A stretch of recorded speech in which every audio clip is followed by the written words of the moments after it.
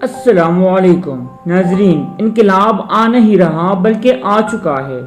عمران خان نے ضمنی الیکشن کا اعلان ہونے کے بعد آج دوسری مرتبہ گجرانوالہ میں وہ تاریخ ساز جلسہ کیا کہ جس کے دم ملک بھر میں کونے کونے میں پہنچ چکی ہے، کیونکہ یہ وہ حلقہ ہے جہاں پر نون لیگ کا ہمیشہ راج رہا ہے اور اسے نون لیگ کا گھر کہا جاتا ہے۔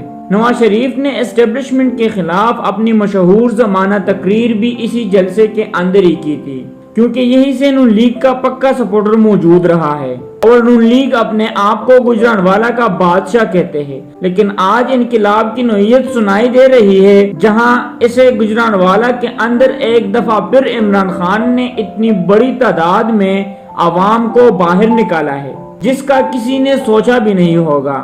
ایک طرف عمران خان کا گجرانوالہ والا جلسہ ہے، جبکہ دوسری جانب ایک دفعہ پھر عمران خان کے ساتھ اظہار یکجہتی کے طور پر پاکستان بھر میں عوام مظاہرہ کر رہا ہے۔ یہ انقلاب کی نشانی ہے، یہ تبدیلی کی کامیابی ہے۔ بالآخر عمران خان اپنی قوم کو جگانے میں کامیاب ہو چکے ہیں اور مزاحمت کے ایک راستے پر چل پڑے ہیں، جہاں انہوں نے سب طاقتور مافیاز اور اشرفیاز کو للکار دیا ہے۔ آج عمران خان نے نواز شریف سمیت پوری مافیا کو زمین بوس کر دیا ہے۔ اقتدار کی خاطر ان سب نے مل کر ملک کے ساتھ کھلواڑ کھیلا ہے، لیکن عوامی قوت کے بل بوتے پر عمران خان اس اشرفیہ سے ٹکرا گیا ہے۔ عمران خان نے بالآخر طاقتوروں پر کالی ظرف لگائی ہے۔ سیاست یا بادشاہت بہت بے رحم کھیل ہے۔ اقتدار کے لیے کو دماغ کے لیے شمام نے اپنے بچے اپنی آنکھوں کے سامنے ذبح کرا دیے۔ مسلم سلطنتوں میں ہمیشہ سے یہی بدقسمتی رہی ہے کہ مسلمان حکمران ہمیشہ اقتدار کی غلام رہی ہے، ہمیشہ یہی سمجھ بیٹھے ہیں کہ اقتدار ان کی باندھی ہے، جتنا بھی ظلم کر لے پھر بھی حکمرانی ان کی ہی رہے گی، لیکن ہاتھ سے ریت پھسلنے کا پتہ نہیں چلتا۔ کچھ عرصہ پہلے تک یہ فارمولہ قابل عمل تھا، لیکن عمران خان کے آنے کے بعد یہ فارمولہ اب قابل عمل نہیں رہا۔ یہ سچ ہے کہ 9 اور 10 اپریل کی شب سب پہ بہت بھاری پڑی ہے۔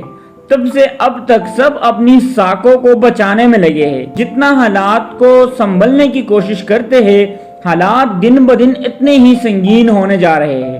5 ماہ گزر گئے ہیں حکومت کی، لیکن حکومت کی ساری توجہ صرف اس بات پر رہی کہ عمران خان کو قابو کیسے کیا جائے۔ ہر میٹنگ میں، ہر اجلاس میں اور ہر سازش کا پہلا ایجنڈا یہی ہوتا ہے کہ عمران خان نامی ظرف سے کیسے جان چھڑایا جائے۔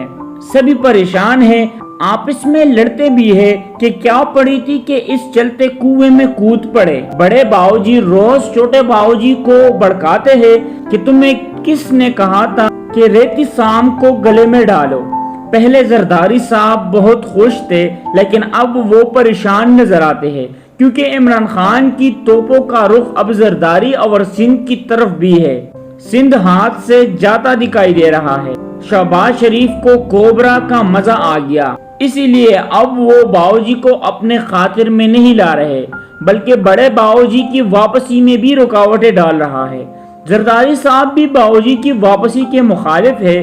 جیسے جیسے وقت گزر رہا ہے، حکومت کے پاس آپشنز محدود ہوتے جا رہے ہیں۔ کوئی کسی کے ساتھ مخلص نہیں ہے، سب دیکھنے میں ایک نظر آتے ہیں، لیکن اندر سے بڑے فاصلے ہیں۔